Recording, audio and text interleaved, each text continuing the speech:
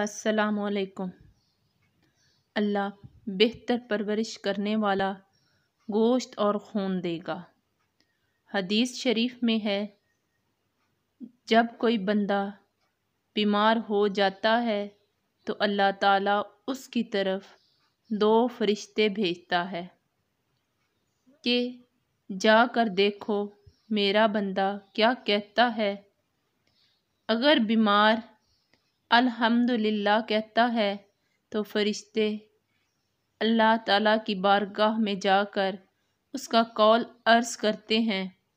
ارشاد الہی ہوتا ہے، اگر میں نے اس بندے کو اس بیماری میں موت دے دی تو اسے جنت میں داخل کروں گا، اور اگر صحت عطا کی تو اسے پہلے سے بھی بہتر پرورش کرنے والا گوشت اور خون دوں گا، اس کے گناہوں کو معاف کر دوں گا۔